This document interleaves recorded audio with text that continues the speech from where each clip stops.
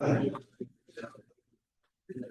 declare the public meeting open at 6:04. Make that 6:05 PM on Tuesday, March 4th, 2025. I am Dave Diddick, the Reeve for Lamont County, and I will chair today's public meeting. On behalf of council, I would like to welcome you here this evening. All of council is present, and I would like to take a moment for members of council to introduce themselves. Start with Councilor Wick. I'm Aaron Wick. I'm Division 2 counselor, so I'm from 830, just past 830, the range road 173 from 552 south to 530. So it's the Beaver County border. Neil White is Division 5, right around the Lamont area, north to the river. I take calls from the whole county. I represent everybody in the county. Yeah, we're with Division 1. Division 1, with their area from 173 east to 161, from 552 to the south border of Beaver County. And I'm David Duke. I represent Division 3, which is basically the St. Michael area, up to the river and south to Township 552. Ryan Acton, Counselor Division 4, which is the northeast corner of the county, the Andrew area. All right. In addition, from administration, we have our CAO, Peter Karnowski. Our legislative officer, Christiane Benoit. Our regional fire chief, Bo Moore. Our chief financial officer, Rodney Boyko. And our communications advisor, Jay Zoll. And our community peace officer, Derek Wright.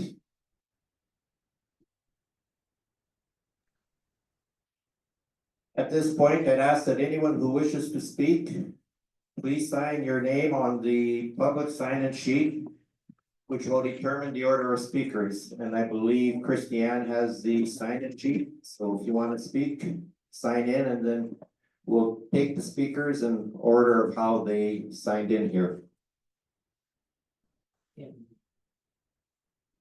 Is it us to speak, or can we ask questions that come up? But if we don't want to stand here and speak or something, can we ask questions if our name's not on it? Basically, the questions tonight and the topic tonight is fire billing. Yeah. So if your question is regarding the fire billing, at the end of the presentation, or possibly even during the presentation, I guess it's council's decision whether they want to respond at that point. But as I indicate, the meeting tonight is about fire billing. Yeah. Yes. Yeah, okay.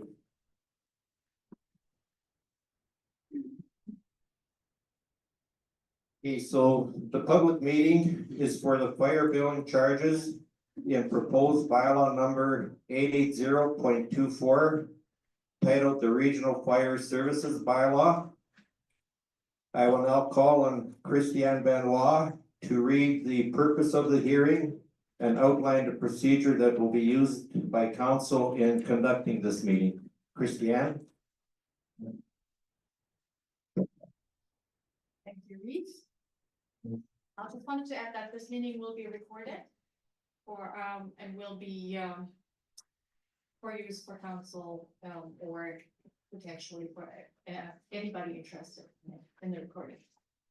The purpose of this meeting is for Lamont County Council to hear from interested parties on the suggested fire billing charges as stated in section 60 and 61 in this, and the Schedule A of this bylaw. The copies were laying out on the counter there. This meeting is scheduled until 8 a.m. PM, sorry. AM, not too much to overstay overnight, but I don't think so. Council is holding this public meeting to hear comments, concerns, and suggestions from affected residents and ratepayers in Lamont County. While council has provided readings to the bylaw, it is not committed to this direction and wants to hear from you as the residents. Council voted unanimously in favor of holding this public meeting because they want to hear from you. Today is not about asking councilors what they think. Councilors are here to hear from you. The bylaw represents a starting point for our discussion. This meeting is not meant to be a debate between presenters. It is good to express what you like about the bylaw. If you do not like something about the bylaw, please take advantage of this opportunity to suggest what you think it should say. All comments must be directed to council as a whole through the chairperson, the reef deduct. Only one person may speak at a time, and each person wishing to provide input to council will have the opportunity to do so. This public meeting will be recorded. Written minutes will not be taken unless directed by council. The rules of the meeting are the order of speaking will be: the reef will call upon individuals who have registered to speak for or against the bylaw, and each presenter will be allotted 5 minutes to speak and answer any questions asked by council. Then persons attending the meeting virtually via Zoom who wish to speak shall communicate their intent to present via the chat window or by asking permission to unmute when asked. They will be heard in the order the request was received. Anyone who does not identify themselves in the chat room shall not be given the opportunity to speak. Councilors will be given the opportunity to ask questions of presenters, and then the reef will end the meeting and council will retire to consider the information received at this public meeting. Thank you.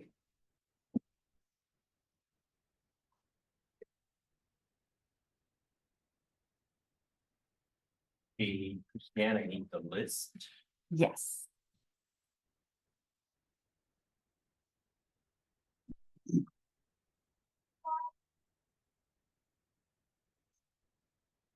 Maybe we let like a little bit so that It's because of the camera, that's why it says. Okay, and I just want to remind everyone that in order to speak, you have to be a resident of Lamont County because this bylaw affects residents of Lamont County, not the urbans that are within Lamont County here. So with that, I'll call on our first speaker, Morris LaFontaine.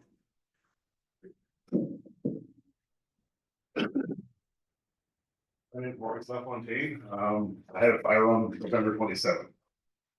My question for you is who mitigates our costs as landowners?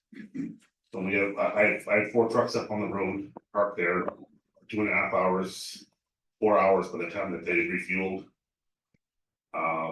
The fire was out when they got there. My understanding is when I backdrafted it, it put the fire out, they walked through the house, checked the hot spots. But I paid for a lot of people and a lot of apparatus that wasn't even used. Yep, maybe just turn that one off. So the question is like, who makes sure that we're not paying for a bunch of apparatus that's just sitting there? The new policy, from my understanding, is they're running, every station gets the call and they're all coming out. When are they turning people away and saying, we have enough here? Okay, I'm not sure we can answer that for you here tonight, Morris, because what we're looking for is how we can improve our fire charges. In regards to setting up this bylaw here. I appreciate what you're saying in regards to the number of units coming out there. Speak up, please. Yes, I used to like. Yeah, I just. I just indicated to Morris that, the question he put forward here is probably not something we can ask tonight.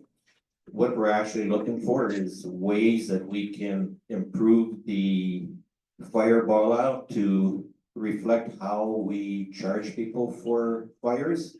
I can tell you that I got a $4,500 bill for 2.5 hour fire. Okay, so we're looking for ideas, as an example, our current bylaw says that we're gonna cap charges at $10,000. Do you have a different idea in regards to what can be done to mitigate the cost to the ratepayer? I guess that's kind of what we're looking for here Well, today, look Morris. after the ratepayer and if we don't need the 4 trucks sitting up on the road, turn it back.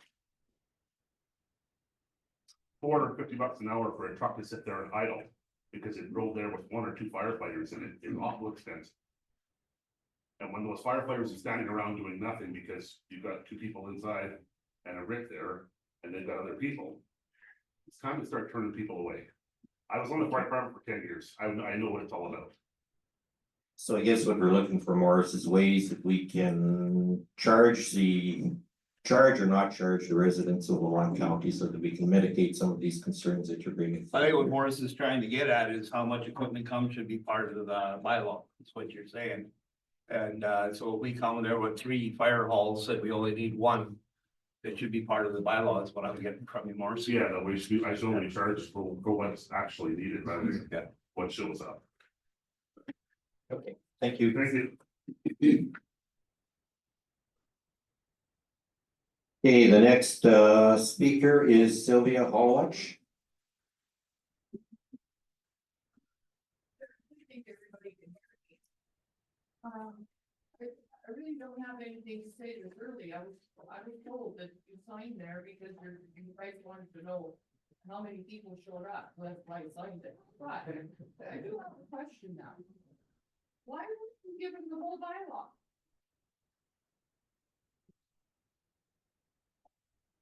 That's the pages of the bylaw. We're missing the first 58 points or 57 points.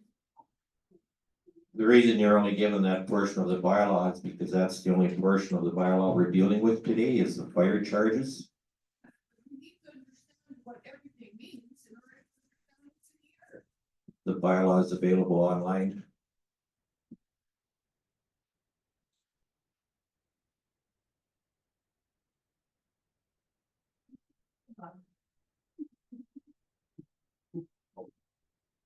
Saying that you want to cap it at 10,000.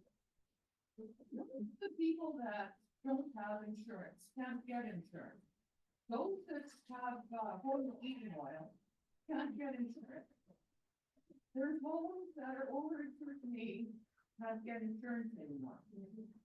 Some people can't afford insurance. And after today's tariff, there's going to be more people that will be able to afford insurance. So how's it about putting it on our taxes? We were told that there were going to be 3 options here tonight. Where are they? You told me that, Mr. Reed, at Mr. White's coffee shop. The option that appears on the bylaw is what council provided second reading to this bylaw. Yeah. And that's the, So is that good that you guys are doing this? Is because, are we here just because we have nothing else to do tonight? no, we're here to hear your suggestions as to what we can do, and if you have a concern regarding adding it to the tax bill or whatever, I'd like to hear further about that from you. Well, I'm talking to Mr. White's coffee shop. Did anybody give you guys an explanation of how much it would be if it was added to our taxes? We all have to pay our taxes, whether we can afford them on time or not, but eventually, unless we want to lose our property, we have to pay our taxes. So why don't you add it to our taxes? I asked you how much that was. You were the gentleman who told me it was $78. I told you I was willing to pay 100. You also told me you were gonna get back to me with who our investigators are, and I'm still waiting.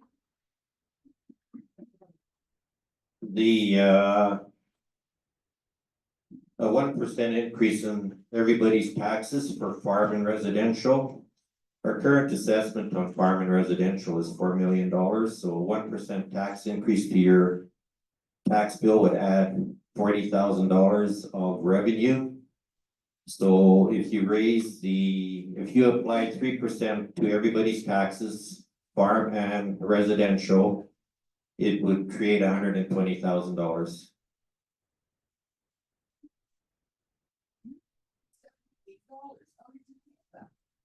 I don't recall telling you $78, however, I'm telling you now that the information we got when we checked this out is that a 1% increase would add $40,000 to your tax bill.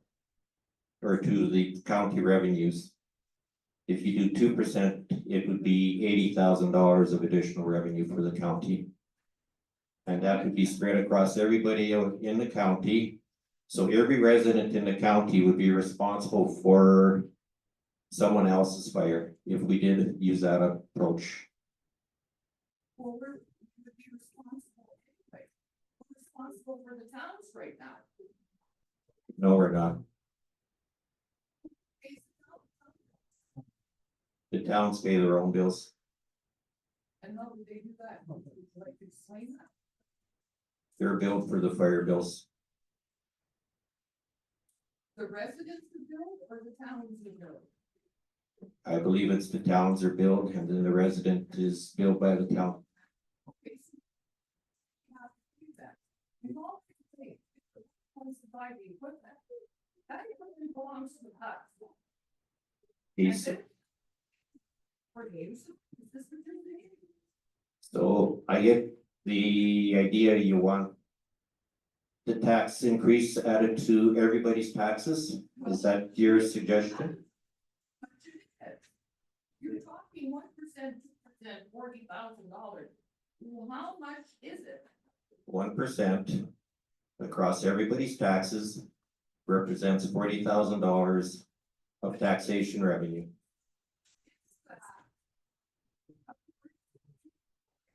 It's not very low.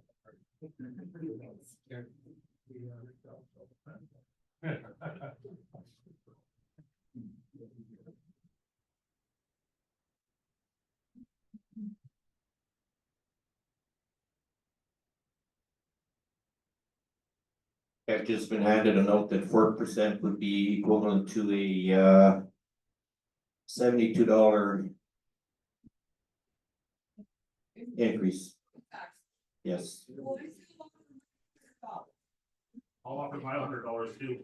Same here. That's the way it should be. Here, including for costing now. Meetings are supposed to be free, no, $50 a sheet. How long are you gonna keep stripping the skin off of us for how long? Okay, this is regarding fire building, not administration, Sylvia.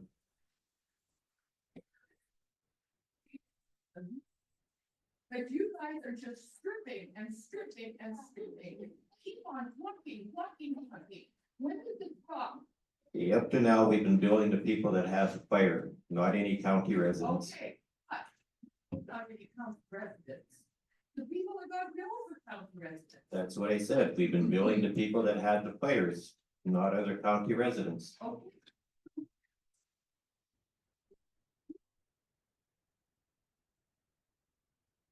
In your back pocket, and if you lose your house, you really think you need a bill on top of that? Come on now. Okay, I think, your suggestion is increased taxes. Yes. Yes. Yes. Your hands back.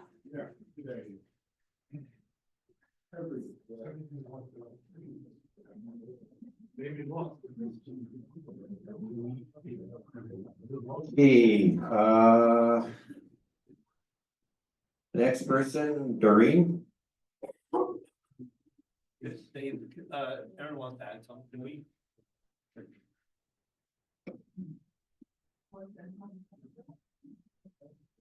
Hey Sylvia. It's on. So I'm gonna try to answer some of your questions for you. So we found out, and you and I've talked, we know it was in the $70 to $78 mark. In around 2011 is when this went out off the tax bills. Yeah, and, in next year is when it's to be negotiated again with the towns and villages. We do have a third party, because this is questions I asked. There is a third party investigator that comes out, so it's not just our people. We have 5 or 6 that are trained. But there is a third party, because I'm kind of in the same boat as most of you. I don't believe that we should have just our internal people doing the investigations. The place is called Fire. They're a provincially run and owned company that does the inspections for all municipalities in the area. They're out of Red Deer, yeah, sorry, they're out of Red Deer. For Mr. LaFontaine, I think that's something we need to work on too, is to be able to get to know how many vehicles need to be there, or if they're dispatched, they shouldn't be charged if they're not used and gone back, like, you're not wrong. It's getting to be too expensive. We went away from it before, because everybody could get insurance before. Now the people that don't realize it, Vegreville had a big issue, they had a fire in town. People didn't know, and that's where we're at fault too. We never advertised the fact that people should have $10,000 coverage for firefighting. And it got to Vegreville, and now it's to us too. So we need to be able to speak out to you guys more and to set forward what we're trying to do. The billing for third party is done through the investigation, and that's part of what insurance would cover when they do it, from what I'm understanding.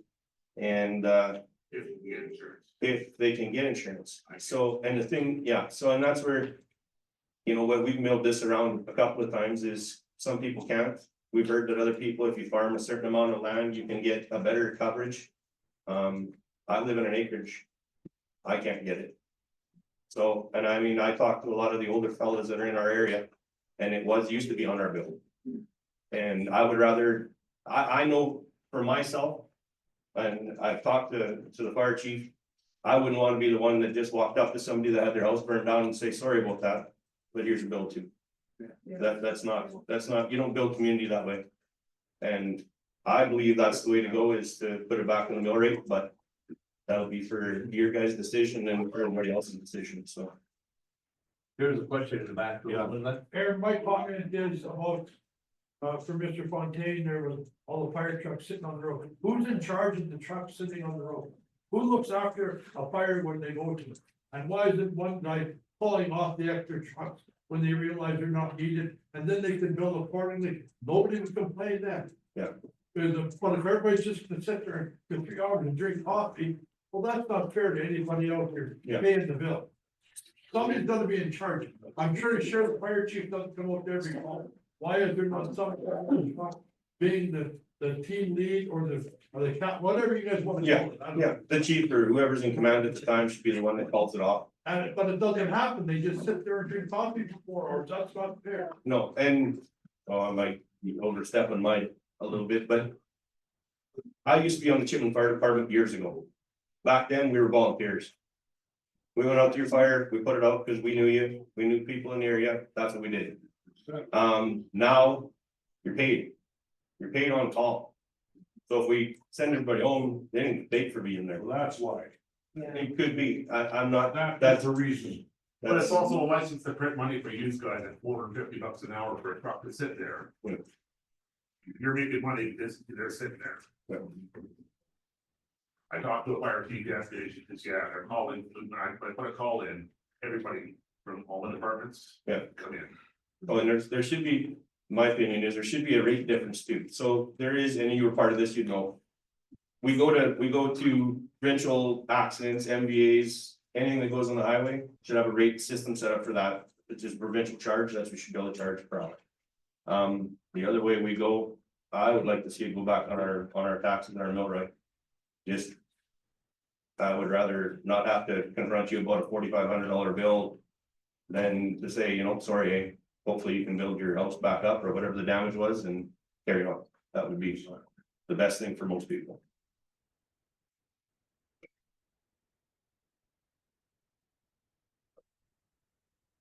Okay, next person on the list is Doreen Bray. Lived down 183, we just moved out a few years ago. Last year, we had a fire north of us, we had a tractor burn down. The year before that, there was, a house west of us, we had some kids out there selling dope and doing the great thing out there. And that went up in smoke. When it went up, all of that fire come our way, so who's responsible for getting, that fire put out, and who gets paid? Like, who pays for that bill? Not our fire, on our property. Right? Everybody knows that 183 strip pretty good. We have a lot of vandalism down there. Somebody comes in and starts a fire, who's responsible? Your neighbor? The guy that does the vandalizing? Your neighbor has a fire, comes across to your side, you have to pay too? I don't think that's fair. No, I think in that situation, normally the person on whose land the fire started. Up until now has been getting billed. So if the fire starts in your neighbors and it spreads to your property, it's gonna be your neighbor that's gonna get the bill. So do you have any ideas? You wanna add it on to the mill rate? You want the flat $100? You wanna stick with the 10,000 or? Well, honestly, if my place burns down, you really think I got $10,000 in my pocket? It's not happening. I'd rather be on my taxes. First, you can't get insurance when you do one. Okay. And I'm not the only one in here. I know a lot of people are. There are a lot of insurance policies that do carry a $10,000 rider for fighting fires. But if you can't get insurance, it doesn't help you. It doesn't help you. I totally agree with you, Morris. And if I have a fire at my house and it goes over to my neighbor's place, I can't afford to pay for his, the fire bill for his property either. So if we just do it on the mill rate, we're all covered. Okay. And like if some kid starts out smoking dope or whatever down a section across, you think that kid's got $10,000 in his pocket? Usually it's on rented land and nobody's got money, right? Exactly. Right? Okay, so something else that I want the attendees here to bear in mind here is. We're talking about a fire where there's no fault, where basically you wouldn't be responsible for the fire. Maybe if We just want peace of mind. So, there's consideration if it is somebody's fault, if they didn't obtain a fire permit or they intentionally set a fire. Does Lamont County residents want to pay for that fire also?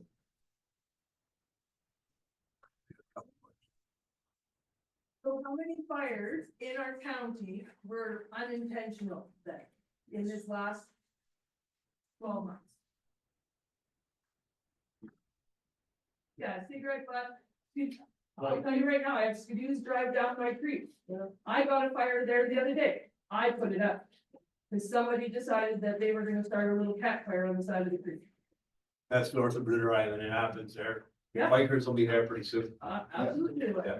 I've had fires around our place on the 3 separate years that I've lived. Okay, Doreen, are you finished your comments? Okay, Another one in the corner. I know you're ignoring me, but I don't care. sorry, I can't see you. Anyways, when I moved here 11 years ago, I would have just assumed, like moving from any other province, that my taxes covered emergency services. Like, that's what I just assumed. I was so naive to not even understand that I would be living somewhere where fires were not covered. So if that was on my taxes, I would be more than happy to pay the $72 added to my taxes to have that reassurance that I'm covered. And if it's my neighbor who's covered who doesn't have insurance, I really don't care. As long as I'm covered and it covers everybody, then so be it. But to live somewhere where your taxes do not cover emergency services is crazy. It doesn't seem right whatsoever. So I would like to add it to my taxes. Thank you, Seda. That's the information we're looking for here. Next person on the list is Lloyd Appleby. Quite a belt. Help, sorry. Lloyd Bell. So, my main question here is just kind of history. Talking about mill rate and this and that. This is just a recent thing coming on with this, or was I heard something in 1980, there was a change and No. formally this was all covered, or what's the story on that? We had a $10,000 cap. Up until, what year was that, Roy, that they did- At one time, it was $1,000 max. Yeah. And from 1,000, it was changed to 10,000. And then in April of 2022, that's when it was full cost. How did that happen? Why? Well, No, there's a reason. there is a reason. So when we, in April, when we approved that new bylaw, usually when you get, if you're doing a new bylaw, you have to rescind the old bylaw, which would have been rescinding 4130. So I asked, let's see the motion for rescinding bylaw 4130. There is no motion for rescinding bylaw 4130 after much investigation. So what it says on the new bylaw, in one line there, it says, upon approving the new bylaw, policy 4130 is repealed. Usually when we're making a change in the bylaw, you get a copy of the old bylaw. What is eliminated is crossed out, what is added is put in red. I don't think that happened. And as far as, you know, being fixed on the $72, everybody pays $72. So is that per person? Is it per residence? Is it per title? Per quarter? Like, I don't know how you do that without involving assessment value. You can't have someone that's got 3 acres and a house and a garage paying X dollars, whatever it is. And you have a farmyard that is set up, you know, that's worth millions of dollars and he's paying the same thing. It's gotta be, somehow it's gotta be related to the value of the property. You know? Straight across the board, We're paying you to fight fire, we're not paying you to look after our property, we're paying you to fight the fire that's on the property. So, but it's still by mill rate, it's on value of the property, right? It's not a fixed sum. No, I don't think the value of my property should change the cost of my fire. The cost of the fire is how many hours it takes to put it out. But you get to wait for that part.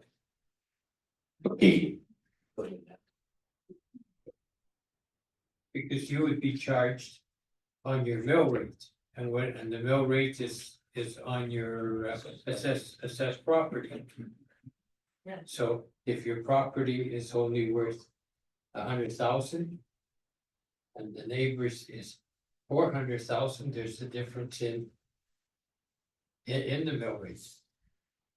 Another, is it gonna be by quarter section or by acreage? By title. Or by title? The person that owns 5, 6, 20 quarters of land, is he gonna pay the same as you pay for an acreage? You know, there's. You look at it all different ways, eh? Try to be fair to everybody. Fire's got no different ways of getting there. I think it should be by every vital piece of property. It'd be assessed at $70 or $75. You go from there. Because those 20 quarters, you burn just as fast as some of these 3-acre parcels. So let me see, how many people there are in your county to divide that money by each person? By each landlord? We got more landowners than we got population by far. We got population a little over 3,800. And properties were. We have lots of properties, but Nathan, I see that. What we're getting at is the assessed value. We got I got, our land we got from Chipman Gumbo to number one soil, and it ranges anywhere from $370 for a quarter of land to 700 and something just on a bare quarter. So that's where we gotta figure out, are we gonna do per quarter or per assessed value? Somebody's land is not worth very much, and to get to $75, their taxes will go up a half. But somebody else is paying 600 something, like on the quarter pay 600 something, pay $75, the percentage is pretty low. But on the Chipman Gumbo that we got that ends up here at Bruderheim at the Beaver Creek. That'll all of a sudden be 50% tax hike. So that's what we gotta try to figure out here and get your opinions on how you guys want it done. Why don't one of you call Florida County? And see how, one of their counselors, see how they did it. They added it to their taxes, find out how they added it, how they made it fair to everybody, because they just did that last year. It's all added to their taxes. Yeah, the other question here is if it's based on assessed value, there's certainly the issue with the variance and the assessed values. The other aspect, if we just charge per residence within the county, you're probably not gonna generate a heck of a lot of money, because if you got 1,000 residences in the county, basically times 100, that'd be what, $100,000? I don't think it'd be fair to charge on a per quarter basis, so if one farmer owns 10 quarters of land, I don't think you wanna charge him $1,000 because he owns 10 quarters of land. That wouldn't be fair to the farmer who's basically got extra land kicking around either, right? So, Save it in insurance though. well, he would still have to carry insurance though, because he's got to insure his buildings. We're gonna cover the fire insurance fighting costs, we're not gonna cover his buildings. right? I'm getting what you're getting, Morris. We're gonna pay out on taxes, but you're gonna save on your insurance, so at the end, it's gonna be cheaper for the And residents. still insure your buildings, so you're not insuring for extra for the fire department for $100,000 with a bill that might show up. Okay, And I hear it's revenue generating things, what I'm picking up from the people here, and I think what's our fire budget, $3 million a year, so you guys are already paying $3 million a year. From your, everybody from their taxes. Am I right or wrong, is it 3 million? Less than 2 million.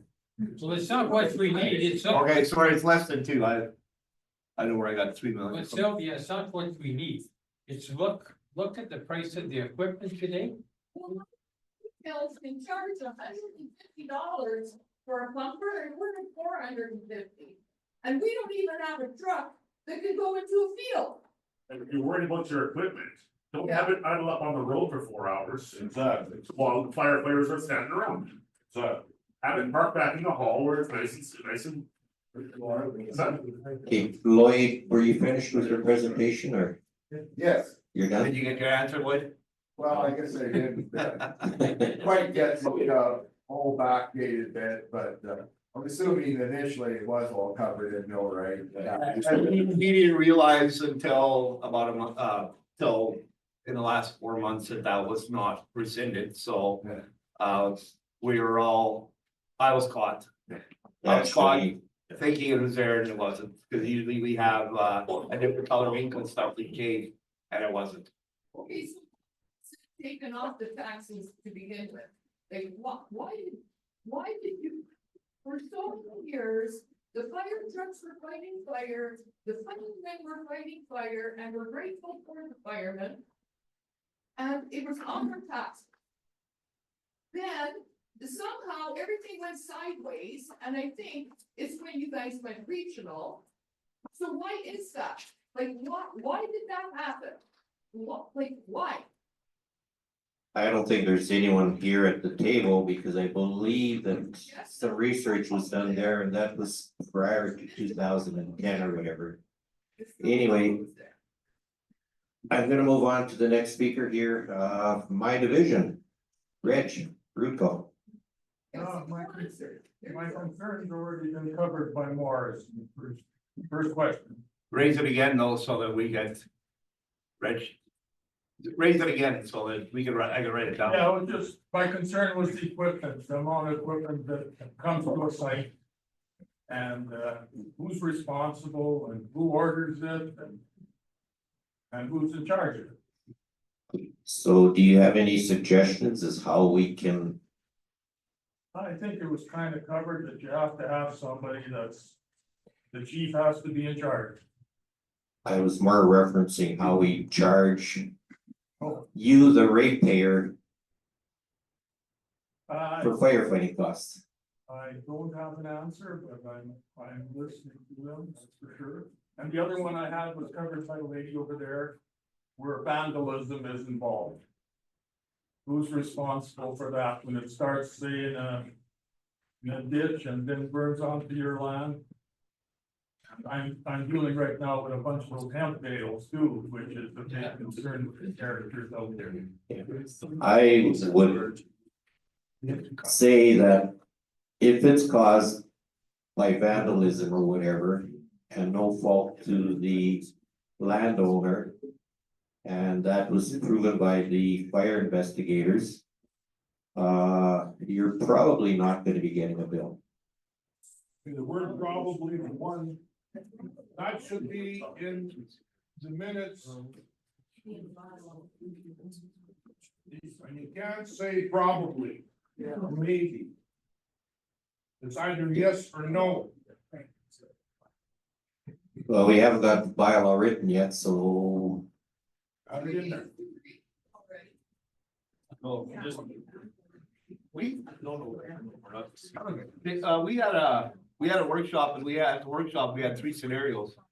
I don't see the 3 scenarios here today. That's what we asked. I thought that's what we were gonna present is three different options and see what we can do from there, but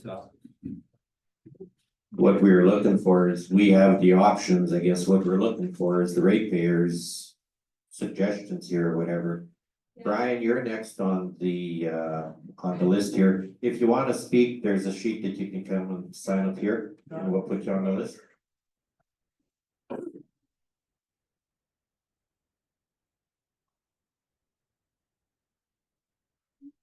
Sorry, who didn't wrote catch it. who's writing the bylaw? Yeah, Is there any lawyers involved that are county that are part of the final writing process?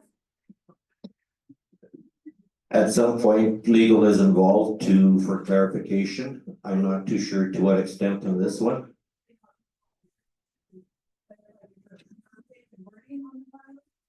Do the ratepayers wanna pay the cost of having every bylaw reviewed by a lawyer at $500 an hour?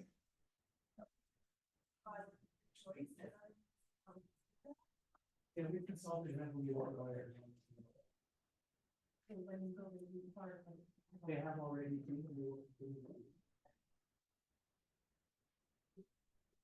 Hey, Brian, you're next.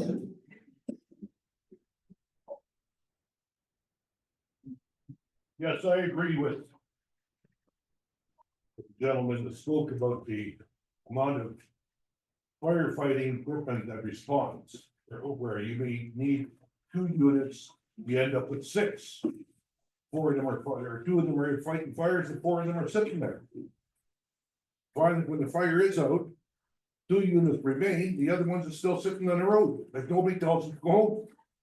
And yes, I see that the guys are getting paid. But they better respond, and they better do due diligence when they get there. And another thing here, responding to a false alarm.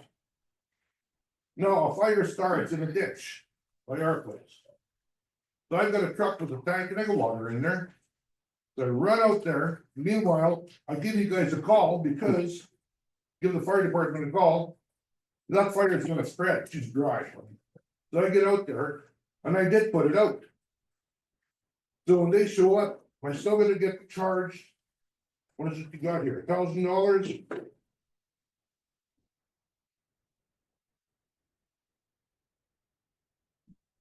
Responding to a false alarm? What we got here?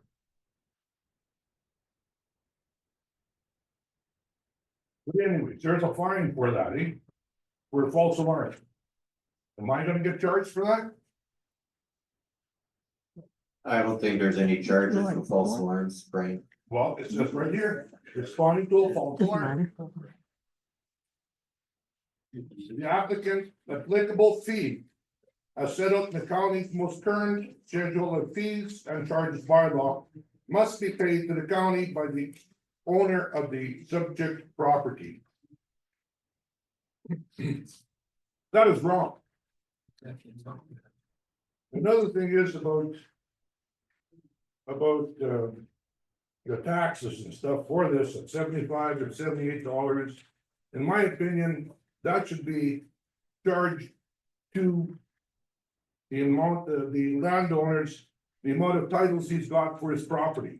It should be charged per title. 20 acres will burn just as fast as 2,000 acres.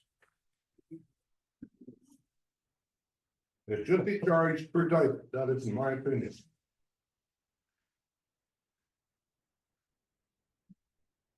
Yeah, another one here.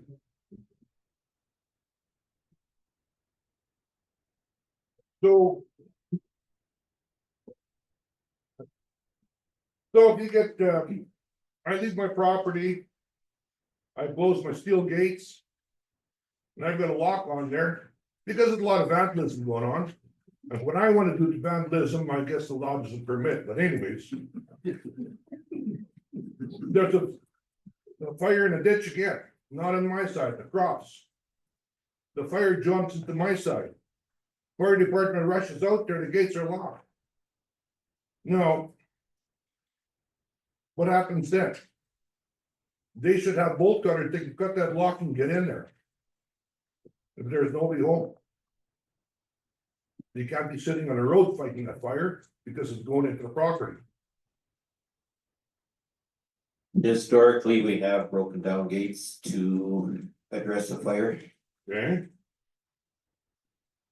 That's about all for now. Thank you. Thank you, Brian. But policy, Brian, is they do not enter a field, sit on the road waiting for it, to protect your buildings. They will not go onto a field to fight fire. So it's burning into my property. So what are they gonna do? Drive a mile down and go and catch it on the next mile or what? Pretty much. No buildings like, come on, that's ridiculous.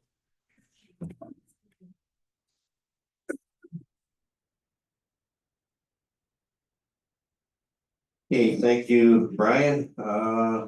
Alan, you're up. Firstly. There used to be a 3/4 mill rate on our taxes for many years. That's many years ago. Al, That's here and why? Al, that's many years ago. I don't. Okay, there was a mill rate established. But what we're trying to do here now is build for something that hasn't happened. We should be able to build historically what happened last year, and then we go out and try and raise enough money to make up with our mill rate to make up for what it's going to cost. So it's not a profitable situation.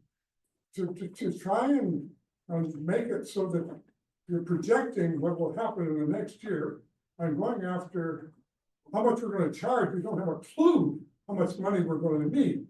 You know what you needed last year to make it up. So we should be basing a mill rate maybe on the past year plus 10%.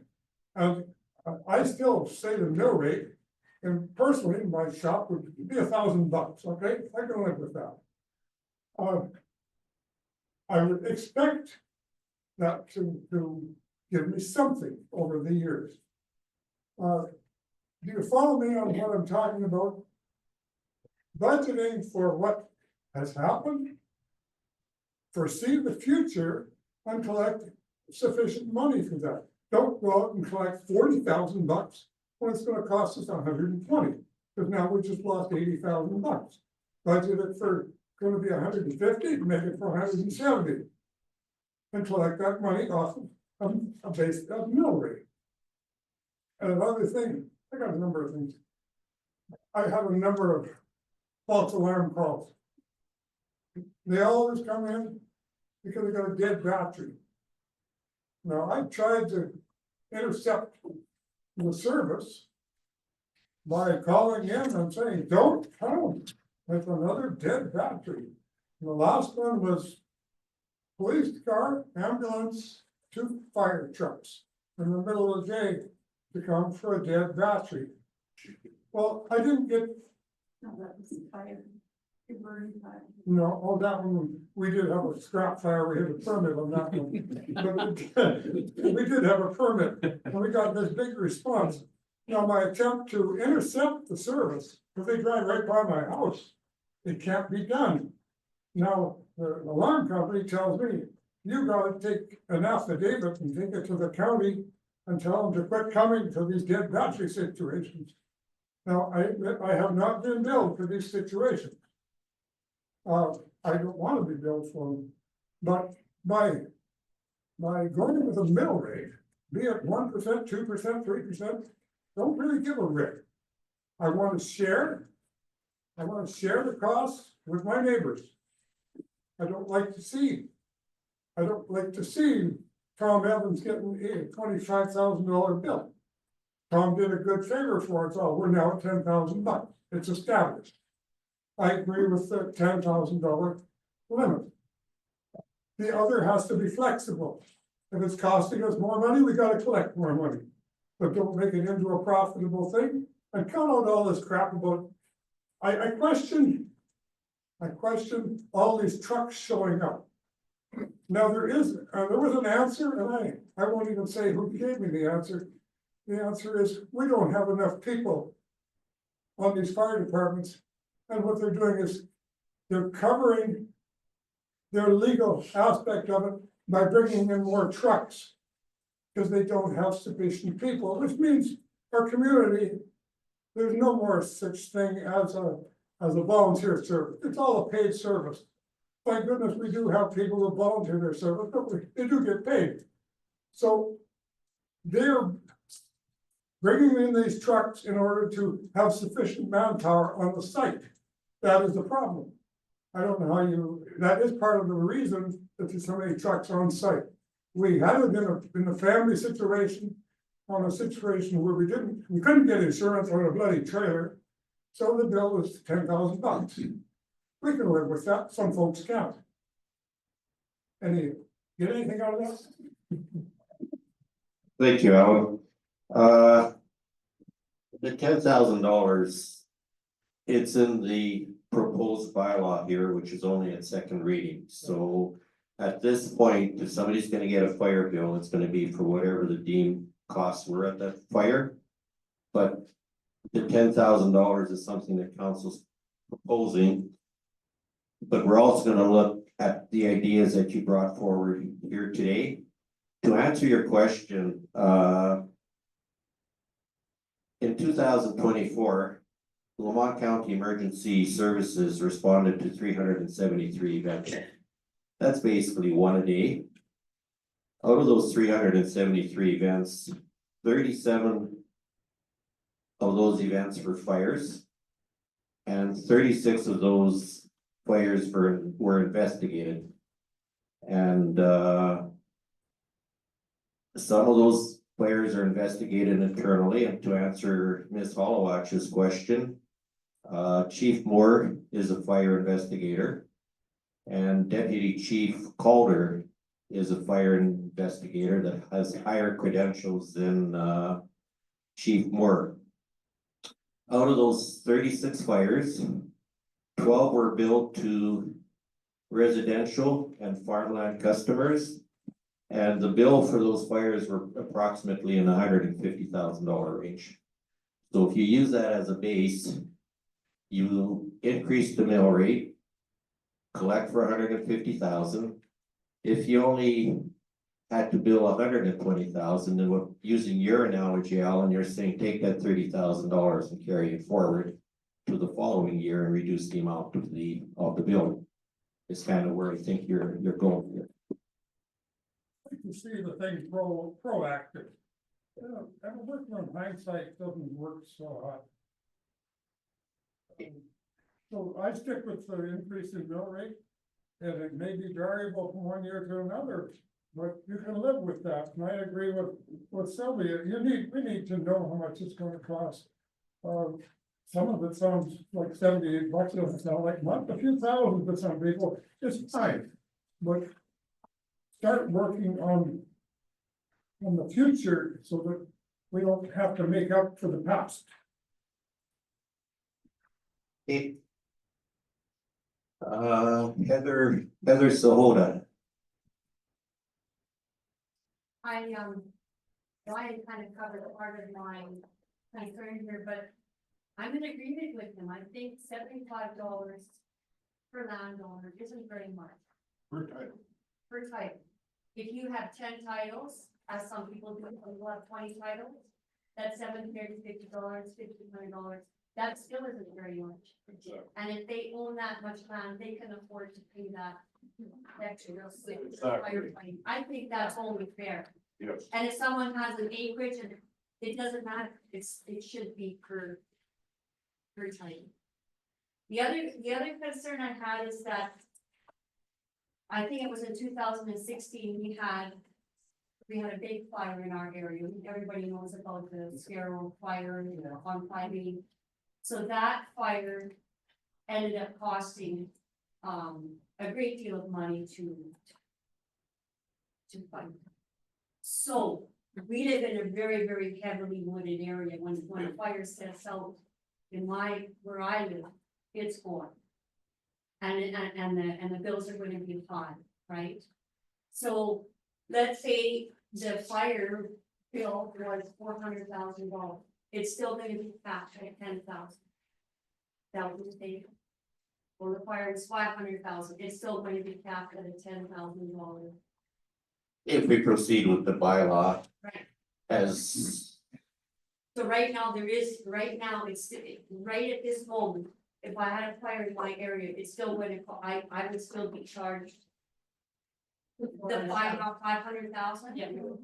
Right at this moment. No, that's wrong. That can be, if that has to all be changed and fast. unfortunately, Heather, if wherever that fire started, and if it can be proven that that fire started at that location, then you're correct, that person would be getting the bill for that. The way our bylaw stands right now, lightning is considered a no fault. It's an act of God, so if the fire is investigated and it's shown that basically it was caused by lightning, if it's shown that it was caused by an electrical short, anything that's out of the realm of an individual control, I guess basically something that would have started the fire accidentally or whatever, that would be viewed as a no fault and there wouldn't be any bill for that together. So for my fire where a laptop battery exploded, I do anything different than I would have any other time. Why am I billed on that? That's what we're trying to change for. Yeah. That's what we're trying to do right now. That's what we need your guys' input here for tonight. Is just so we can change that, because that's not the way it should be. Yeah. Right? And even if we were sitting, so just hang on a second, even if we had $78 per household or per title, and I did as per title, so I don't know exactly how many titles there are here, but even if you charge it, it only works out to $6.50 a month. I'm pretty sure each one of us can afford that. Just don't go to Tim Hortons or don't go somewhere one time. And you got it covered, right? So that's why we were kind of bringing that up as that proposal. There was a couple of separate scenarios we had. You're not here with us tonight. I don't understand that, but. We had a workshop and we come up with 3 scenarios. And then we were told you do make the first reading to make it a live document, but that's the only document we got. So what happened to the other 2? We worked in a workshop, the 3 scenarios. What happened to them? I believe the 3 scenarios were, one was to add it to the mill rate. And the other one was to do a flat charge on the individual landowner. Yeah, we were given options. We were gonna give options for everybody here. One was to put on mill rate. Yeah. One was to charge $10,000 and the other one was to be at full cost. Okay, so those We know, options, we know full cost, everybody's saying no. We know the 10,000 is no. Mill rate is what everybody's calling for so far. Well, We're trying- Per time. That's what I wrote. You've got 15 titles, well, that's, you pay $75 per title, times 15.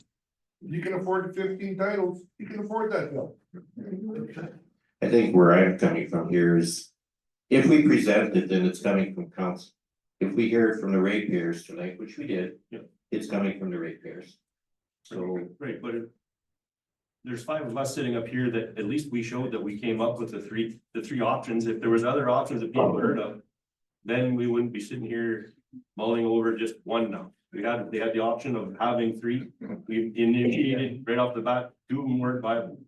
but when we gave, sorry, Aaron, but when we gave the bylaw second reading, and we were all in council chambers, and it was approved unanimously, we just had the $10,000. We had a workshop, one morning we came in and that's all we worked on. And we had 3 scenarios and then we were told, you make it a live document so we can present it to the people and do the changes. So those 3 scenarios should have been here today and now we do the changes. So what is that workshop over? This is only going, This is only got the 1 scenario we're there. going towards second reading. We're only going to second reading though. We gave second reading. I missed something on tonight. This is second reading. Anyway, I got a bunch of hands popping up here. Heather, were you done? Yeah, I'm done. You're done? Thank you.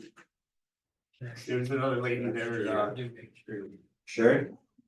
I just want clarification for those of us on boundary roads, is there something in this bylaw that protects us from charges from the various counties that will come in?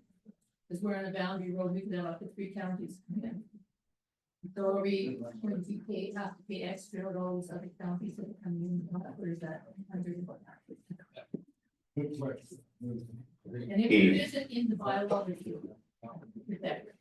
We normally have mutual aid agreements with our neighboring municipalities.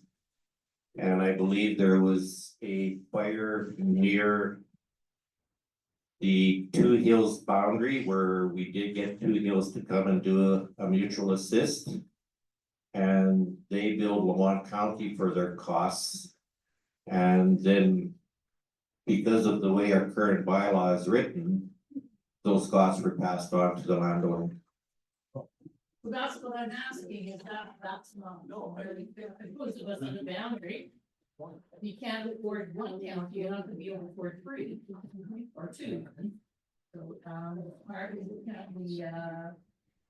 are you going to put that in your bylaw?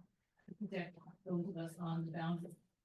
Well, you're always gonna have mutual aid. Well, I know there's mutual aid, and that's great, that's wonderful, that's what there should be, but mutual aid doesn't mean that I should have to pay for extra counties coming in. Years ago, when we did have fire, it wasn't our fault. There were several counties there and nobody knew who was in charge and there was all kinds of equipment all over the place. So I would hate to think how much we had to pay then. So that's what I'm saying, is because with more counties, there's more confusion. And we don't want to have to pay for confusion. So if we used an idea that was circulated by Brian and I think Mr. Carter and stuff here. If we went where we charged every parcel of land $75 or $100 or whatever we chose. Then there would be no billing to any individual ratepayer for fire. No matter what the cause, and if we had to call a mutual aid. Basically, Lamont County residents would be eating the cost of that mutual aid also. Thank you, we need to clarify. Okay. To do it the way you just quoted, you're not going to forgive if there's insurance coverage. Because you just spoke as though it would all be covered. If there's insurance, you're gonna use that insurance. That's not the way to word it. No, I think that if we go basically the $100 were added to the mill rate. I think if somebody does have a policy that says they'll cover $5,000 or $10,000 of firefighting costs. I'm not sure because our policy says we don't bill any ratepayers that we could go after the insurance company and say, well. Heather has a $10,000 rider on her policy, so we're gonna bill her for $10,000. You can't do that. Yeah, you couldn't do that. We either forgo, where we basically, no matter what the cost is, You're putting us a position right to whether we're going to let the insurance companies off the hook, and that's completely insane in my mind. and that's a struggle that council's having here, right? Like, Other thing that you could mention is that, about, this is still in effect, you can still get a bill for $35,000 or whatever it is, they're real, before this goes through. But recently, the council, somebody had a committee meeting that amended somebody's charges. I think they were reduced by $15,000. So therefore, the precedent has been set for anything from now on. That's ammunition to make sure that you don't pay more than $10,000.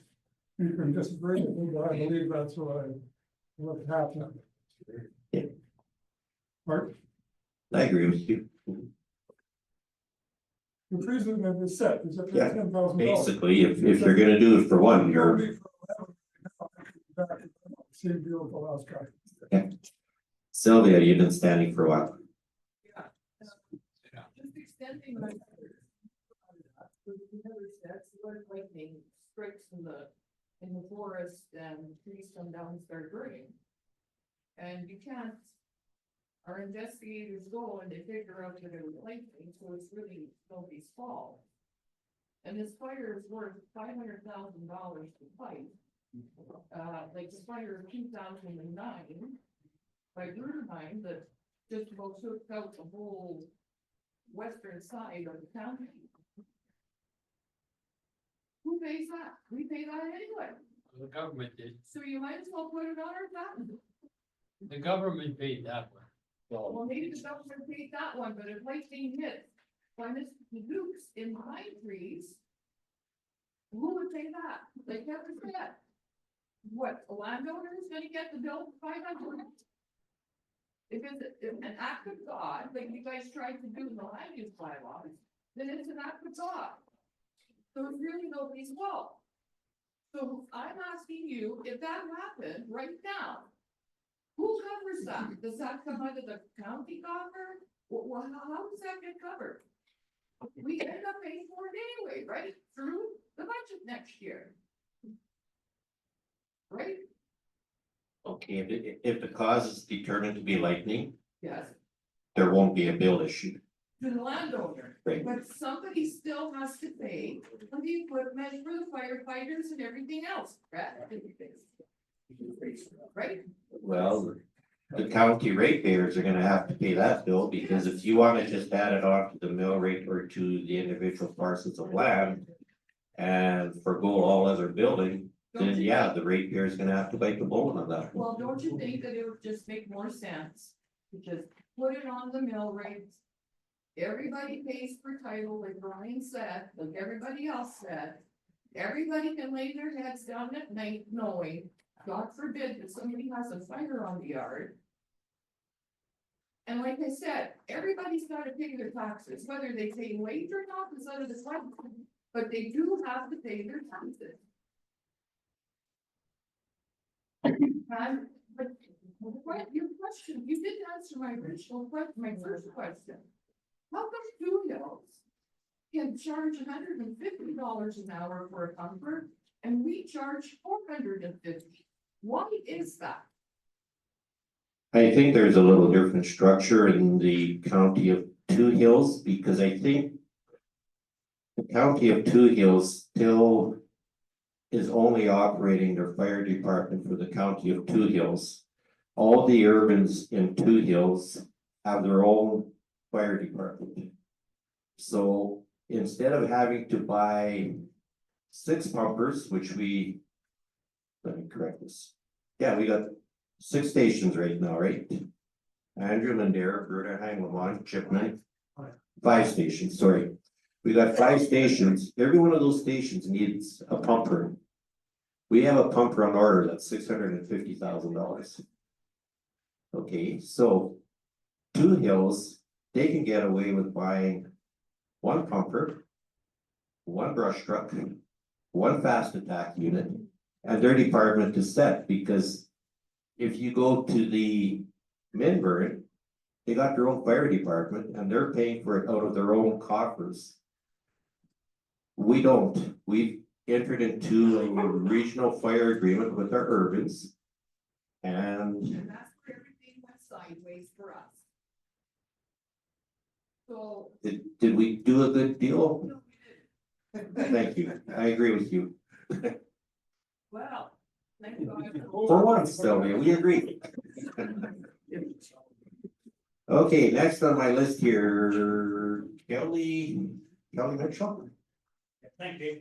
Yeah, I don't wanna, first thing, I don't wanna make any, anecdotal or, erroneous statements, but, I do have a question. I think this question probably needs more towards fire management as well as the council. I'm asking this question with, empirical knowledge values. It's been many years as a lead in the Lamont Fire Department. And, we went to one department, we didn't call help out till it was needed, till you assess the situation. And, this sitting on the, I've heard stories about this, and guys are asking me how come it's not like it used to be. You sit on the road and wait for fire to come to you, I understand it's defensive firefighting, so nobody gets hurt. Defensive. I can't tell you how much 38 mil hose I pulled through the bushes in this county in my 30 years. Yeah. I don't have enough fingers and toes, and from 5 more people, how many times I hauled 38 mil hose through the bush. Yeah. And when there's the structure fire, we VA'd up, we went into the, we were offensive, we went into the building, we didn't sit back.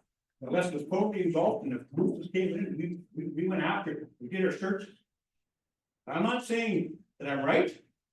I'm not saying I'm right, maybe things have changed, I'm not in the loop, I'm kind of old. I'm not in the loop, but in my 30 years, and I was a crew lead, never had an injury, never had an incident. I taught vehicle electrification for the whole county of Lamont. And sure run different now than when I was there. Maybe you can explain to me why it's like that, but it's axiomatic, something's changed. Barry and I were at when the Scarrow Hall was on fire, we went out there for a drive. And yeah, I seemed to be a lot of apparatus, a lot of vehicles, ambulance, and a lot of standing around. Yeah. And like I say, I've got empirical values in this because I did it for 30 years. And I wasn't just a flunky, How long did your guy do it? well, that's nothing to do with it. No, but how long did he do it? 70, There you go. yeah. But that's never here or there. It's just like something, I'm not saying I'm right, but something changed. Maybe you can tell me why it's changed. Like, maybe I'm wrong. Like I said, maybe I'm empirical, I don't know. But I wanna, something changed. Personal health safety. Thank you, Kelly. I think the other thing and this is just an aside comment that I'm gonna make here is, I think Lamont County Emergency Services has recognized that you need additional equipment besides pumpers. A pumper can't go into a pasture field in early spring when it's wet, because it's probably gonna get by the gate and it's gonna get stuck. But if you have your fast attack units and you have your utility vehicles and stuff, and I think that that's something that we're kind of leaning towards, is kind of changing the apparatus we have so that if we have to attend a fire, because historically fires were thought to happen in the urban area. But the wildfires, and this season looks like it's getting really scary. We're getting an early melt, there's not much snow. Things are pretty dry out there, and all we need is a couple weeks of 70 or 80 degrees out there, and we have a major problem. But you have to have the right type of equipment in order that they can get on those fields and deal with that fire. And that way they don't end up sitting on the road. Like I say, things have changed. In our days, we pulled 400 feet of 38 mil through the bush. And we never got, I was there 30 years, but I think the first 25 I did it for free. And we never got paid again. You had, I don't know, maybe thousands of people are different now compared to 25, 30 years ago, but Volunteer was volunteer, right? yeah, like there was, we had so many guys, we had to turn guys away. And it was all for free, there was no pay. wasn't free, we had Granite sandwiches. Yeah. And a beer fridge. But like I say, you went after it, you didn't wait for it to come to you. True. Okay, thanks, Kelly.